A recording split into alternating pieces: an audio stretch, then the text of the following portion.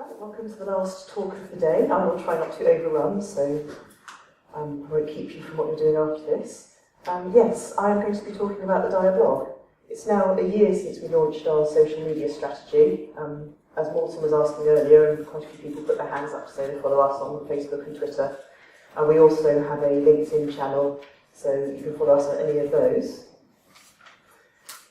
This is how we try and communicate all our news with you. We want you to know what's going on. We want you to be able to contribute your opinions and views on how you think we're going. We want your feedback on certain aspects of what we're doing.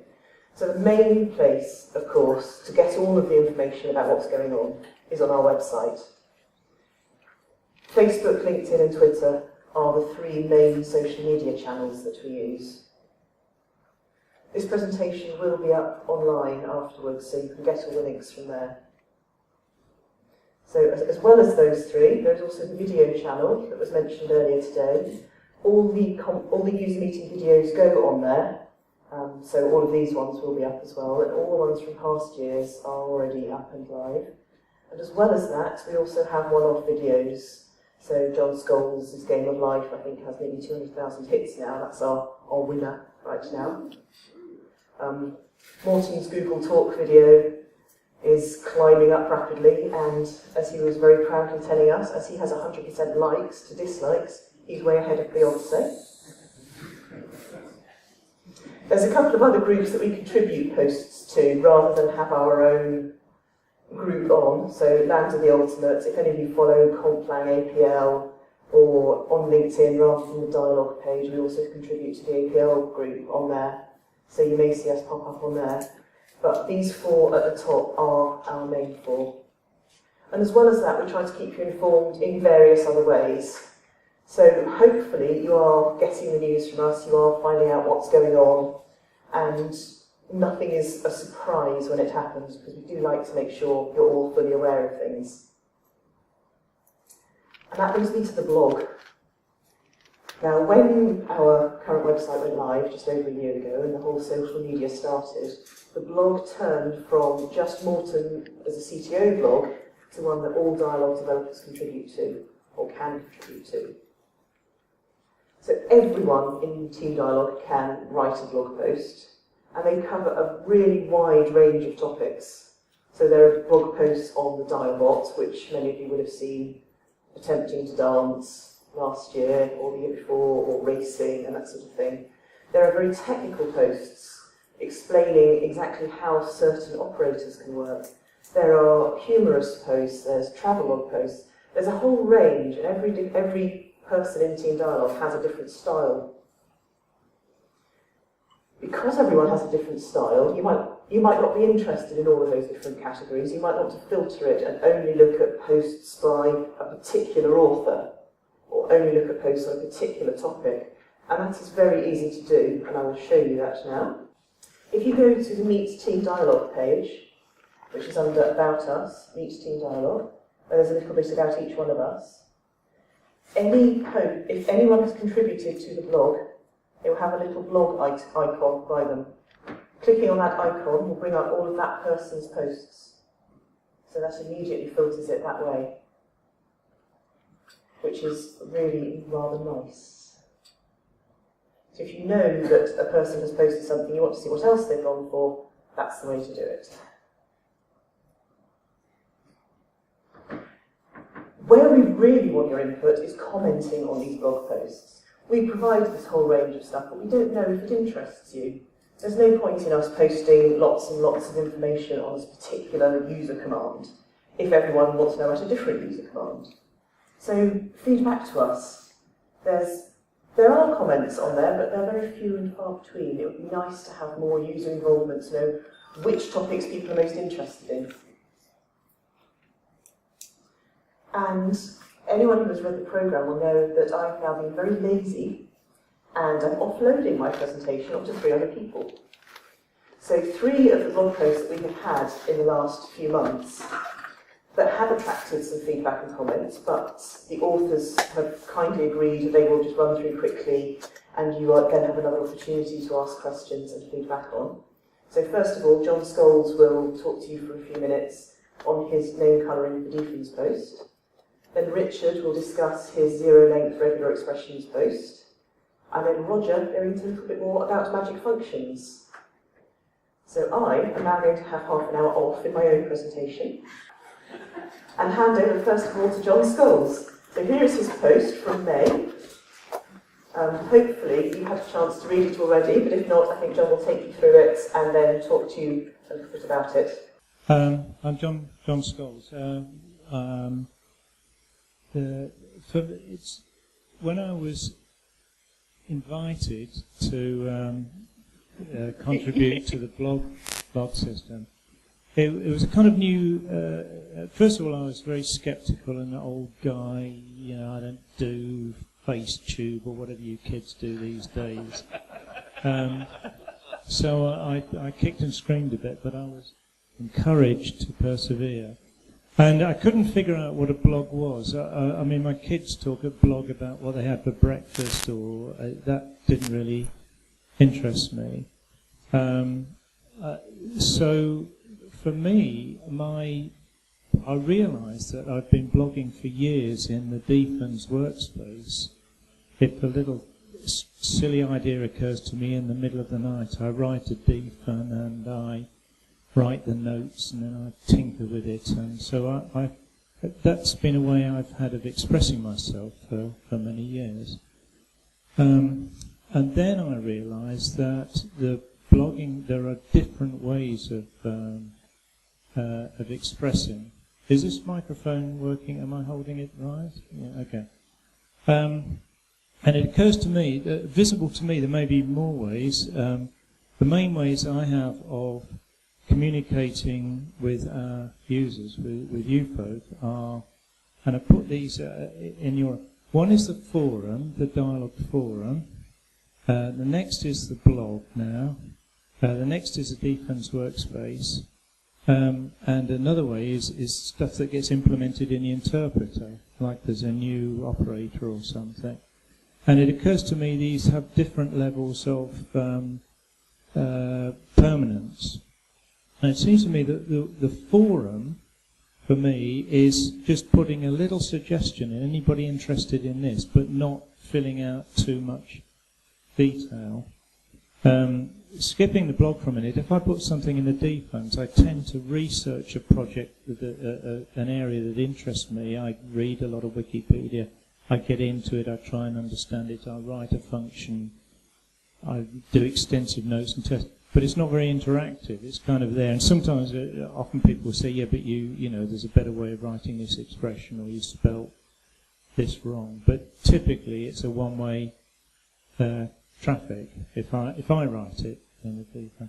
Now the blog for me comes in between those things. It means that I can consider something, I can play with something, and I can present a more reasoned kind of what about this, and these are some of the details, and invite comments. That's what I'm hoping that this way will have achieved. It's halfway between just anybody thought about this and hope for somebody else will pick it up and do some mental work, to a slightly more detailed explanation. Now turning to this particular topic, it's something that has. But I don't know. Can you probably can't read? Does you need to make this? Okay, I'm not going to go through the text line by line. But one of the things that talking to computer scientists about APL, they bitch about equality not being transitive, and they bitch about a couple of things. One of the things they bitch about is if a pretty reasonable APL expression is A space B space C space D, and they say you can't parse that. It doesn't until it runs. You've no idea what that means. And we say, yeah, but you choose meaningful names for operators and functions and variables. But it doesn't seem to convince them. There's no, that doesn't work. And it turns out, if you look at APL, that if you want to know if you knew what the names were, if you know what the name class of each name in an expression is, then you can parse it. if you know whether the name John is a variable or a function or a monadic operator or a dyadic operator, one of those 4 categories, then you can parse it. And so I wanted to investigate that and think, oh, well, that's great. My first instinct was to write a dfn. Let me try and model this. Take a bunch of APL source and try to, I called it colour. So I could colour those 4 categories, something that refers to an array, a function, a monadic operator, or a dyadic operator, one of 4 colours. Where colour will interpret fairly generally at the moment. So my first instinct was to write a function to do this, write all of the notes, write the test examples. And I kind of got bogged down with writing the code. I've been through a flirtation with Lisp kind of languages recently, and I wondered whether to do the syntax analysis in a Lisp way or do it in the proper APL way of looking at the whole thing as an array. And I kind of got bogged down with that. So the blog gave me a way of expressing these ideas and publishing them without having to go to the detailed work of producing a working model. It's a bit scurrilous, but I was hoping to generate some interest. Because one of the things is, if there's no interest in this, then it turns out I'm wrong. Forget it, and we'll leave it, and I'll do something that may be of more use. So that in this case, the blog for me was a nice halfway house between putting a note in a forum that's like anybody interested in name colouring, and doing a complete implementation model. It was a very nice halfway house. And I have to say, Morton did a very nice. He was going to do a response, but it was so complete. He made another blog that said, when you say colouring red, blues, and greens are sometimes distracting. How about using font styles like bold and italic? And so there are 4 combinations of bold and italic, which is what we need for the 4 classes of array function, monadic operator, dyadic operator. And so that was a nice, but still calling that colouring. What was I going to say?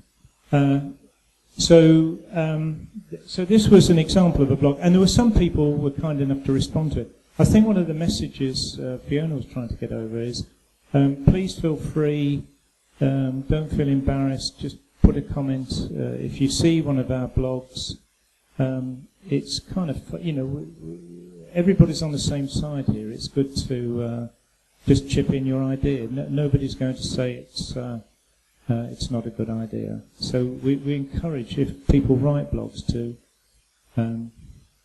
contribute and add comments. I guess the other thing I wrote down here as a reminder was magazine article. For me, it kind of fulfills a closet ambition to be a columnist for the New York Times or something. So I can actually worry about, whether the sentence has got a verb in it and, a bit of style. It gives my literary aspirations a bit of a rein, so I can try to write English as opposed to what I write in the dfns workspace. And that's good. So I'm hoping that the deal is we have to stand up here for 10 minutes. If we run out of things to say, we just have to stand here. Ask Bjorn let me up. But I think I'm about. I've got a minute to go. I've got 1 minute. So I think we're keeping questions to the end. Yeah. All right. So I think let's pretend that's it. Thank you.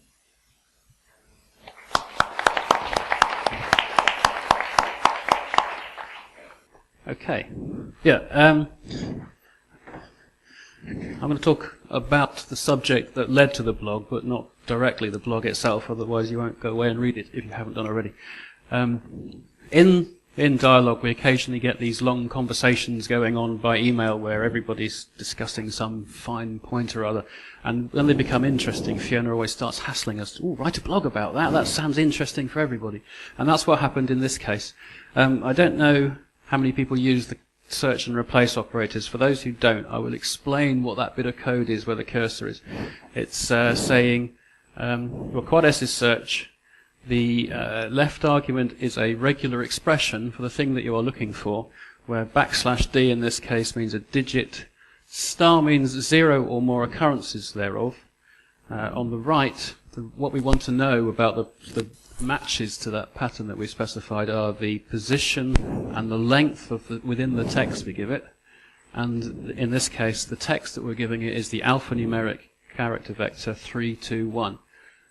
So this is looking for any sequence of 0 or more digits within that string 321. So I think we can all quite safely assume that that's going to give us a single match of a 3-character string beginning at the 0th position within it. And sure enough, when I hit enter on this, you will see that I get 2 rematching results. I get a 0 at offset 0. I get a 3-character match as expected, but I've also got at offset 3, which is off the end, a 0-length match. And 0-length matches are quite fun with regular expressions, and so that's what I wrote about. So let me show you some more 0-length. Oh, I'm just going to do that to prove that there's 2 there. That's a 2-element vector, and each element has got in it the position and the length. Right, so let's give you some more. This isn't going to give a 0-length match. This is a simple expression which is going to find all the x's within that character vector. So unsurprisingly, it's going to find one at position 3, position 4, and position 5, and each one is a single character long, because the regular expression is looking for single x's within the string. And of course, zeros don't match. And there are the 3 matches for the 3 x's that are within it. Now, if I put the qualifier plus, that says 1 or more characters, x's. So in this case, there are indeed 3 x's, and that means that there are 3 that can match. So you'd expect that to match 1 time, and this time it will be 3 characters long, which is indeed the case. Let's say the number of matches, yes, it is 1. By default, the search engine is what they call greedy. It tries to find as many characters as it possibly can to satisfy the condition. Now, that's why it came up with all 3. You could argue that 1 is 1 or more, and there should be, in fact, be 3 matches. But the way it works is it takes as much as it can to satisfy the condition. So far, nothing particularly controversial. But let's try guessing the number of matches in this particular one. So now we're saying we want any character, any number of x's, including 0. Now, to my mind, that's really no different from the previous one, because there is a string of x's in there. It is more than 0 long. It's 3, in fact. So I would kind of expect to see the same match that I got as before. Let's have a look. Does anybody have any other ideas? 2, that's a good guess. Another one I actually came up with is, I suppose, a 0, the O is not an X, so maybe that's a 0-length match, and there's 6 O's in there. So there's the 6 O's and the string of X's, so there's 7 matches there. But there's in fact 8. And if we look and see where they actually are, yeah, there's a 0-length one there, there's a 0-length one there, there's a 0-length one there, there's a 3-long one there, and then there's a 0-length one there, and there's a 0-length one there, and there's a 0-length one there. There's more than there should be. So, let me show you some more fun that we'll have with 0-length matches. In this particular expression, there are 2 patterns on the left-hand side. So we're looking for both of those things. And the first one specified kind of dominates. So if I look for sequences of O's and sequences of X's, and ask where those are, and there's a 3 appeared on the right as well. That means tell me which pattern matched. You can see that the 0th pattern, the O's matched at position 0 for 3. Well, that's not much of a surprise because there's 3 O's there. And then on the second one, there is a sequence of X's, that's pattern 1, which is also 3 long at position 3 in this case. And then finally, we're back to pattern 0 at position 6, also 3 long. So that's relatively straightforward. Now this sequence is looking for O's or word characters. That's alphabetic characters. Now theoretically, those /W's, the word characters, could match the O's or the X's. But they only match the X's because the O's were grabbed by the first pattern. So we got 3 O's, and then the next. We then continued from after the 3 O's. That's the sequence of X's. They did not match the O's. So then the second pattern was tried. Those were word characters. They did match. So that's the second match. And then we continue from the next sequence of O's, and again the first pattern has matched. So if we do them the other way round, I think you won't be surprised that the 0th pattern matches all of them. So there's 0, 0, 0 in all the sequences because the first pattern there matched, and the O's never got a look in. Right, so here we're looking for 0 or more X's, 1 or more O's, and again we're saying which pattern and where and for how long. And now you get loads of patterns matches. So let me use the mouse so that it shows up. The first match is this one. It was pattern 0, which is the 0 or more X's, at position 0, length 0. And then we got the pattern 1, also at position 0, now of length 3. So at this point at the beginning of the string, there were 2 matches. There was the 0 X's and then the 3 O's. Now I said to you just now that when you got a match, here, for example, we matched the O's and then we advanced on to the X's and we started with the next sequence of patterns. If we had done that in this case, if we sort of found that 0 length match, advanced 0 and then resumed, we'd have just kept finding that one over and over again. But that doesn't happen. Once you've had a 0 length match, you don't find any more 0 length matches for that pattern until you get past that position again. So, I've given you lots of interesting food for thought about 0 length matches. Oh, I should also say, that behaviour that I've just described depends on the search engine in use. Some search engines would not have given this match here because we've already found something at that position. They always move forward, regardless.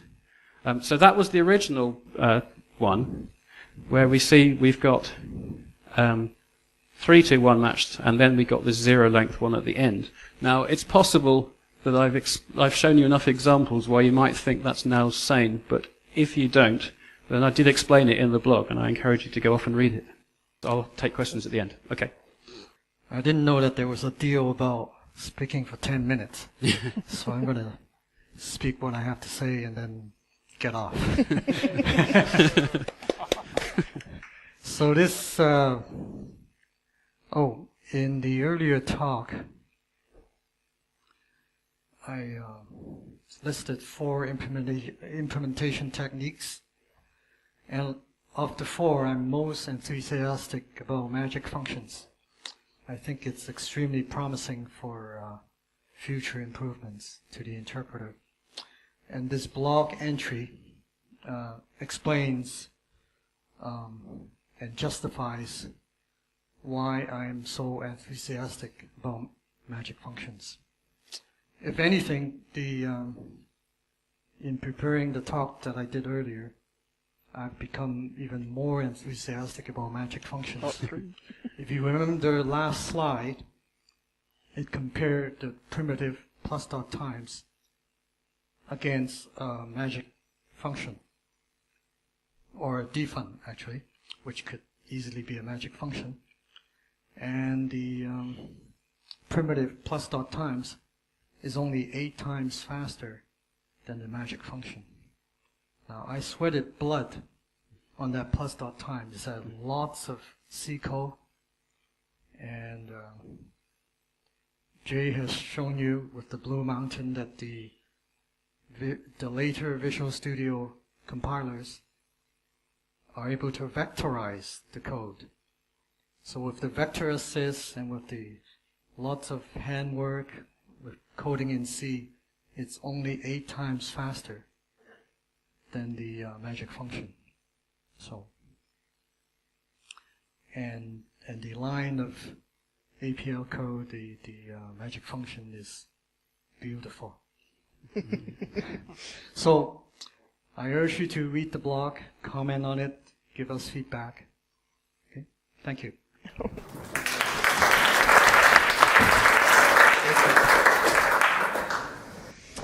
Oh, I have to do a bit more work now. So I will go back to my slides. Where are they? So that was 3 examples of blog posts. If you do want to comment on them, it will ask you the first time for a username that you want to appear by your comments and your email address. This isn't an email address that's used for anything other than sending you your password when you've forgotten it. We don't get your email address from it. It just stays in the system, so that's all it's there for. You can use a dummy email address if you want, if you don't think you're ever going to forget your password. So don't let that worry you, but please do sign up and comment. And this brings me to the other bit. Now, Gitta mentioned in her talk earlier about evangelizing and getting people involved, and Gianfranco mentioned practice. And that is what this is about. I don't know how many people here have heard of the 99 prologue problems, but it does seem to be quite a well-known exercise that a lot of people who start in prologue work through the set of 99 problems. And a lot of other languages have picked up on it, and they have taken exactly the same problems, even though the language might not be as suited to those particular problems, and they have also solved them. And they are all presented in exactly the same way on the web. So you go through the problem, and it has the problem and an example of how your answer might appear, and then you click somewhere and it shows you the perfect solution. So it's a good way for beginners to get lots of practice, but it's also a good exercise for experienced people who may have forgotten some of the basics or may overthink things. It can just help you get that back again. What I am asking for is that later on this year, I am hoping that I will be able to set up a 99 APL problems page. This is a huge amount of work, and I can't possibly write all the examples and provide all the solutions myself. Aside from that, there will be lots of different solutions. Some solutions will be easier for a human to understand, some will be really highly optimized, and so each possible solution is going to have its pros and cons.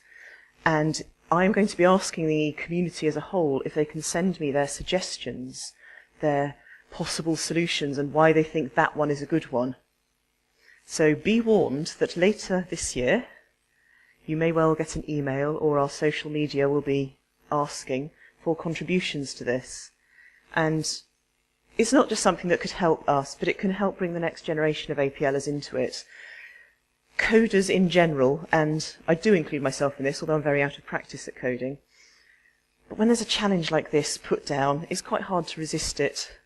And people might be looking at 99 prologue problems and come across 99 APL problems and think, ooh, that might be interesting. So please do get involved in that when it comes out. And that's my plea over.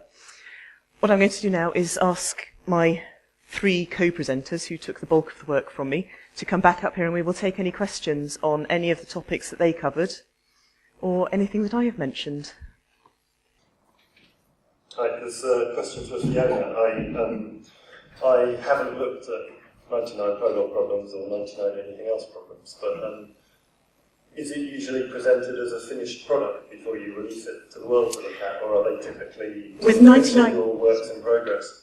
With Prolog, it was a finished product. With a lot of other languages, it goes up there while it's in progress, and it invites contributions. Right, so the way that these are all presented is like this, and it shows the question and then gives an example of the sort of thing that you would type in to get the answer. So it doesn't actually give you the answer there. And then for Prolog questions, the answer is P01. You click on that, and it takes you to the Prolog code for it. And all of the sites are exactly the same. So this page tends to be fully set up before it's released with the example bits in. However, not all the answers are always there. And the letters used for the answer tends to be the first letter of the language in question. So scheme has S01 and J has J01 and that sort of thing. So if we want A01, we will need contributions. So what I would like to do is get this page done and probably internally get the example bits sorted, and then start appealing for any answers. And then when we have maybe 20% of them, actually put it live so that new people can have some examples with answers and some that they can just play with. Okay, Thank you.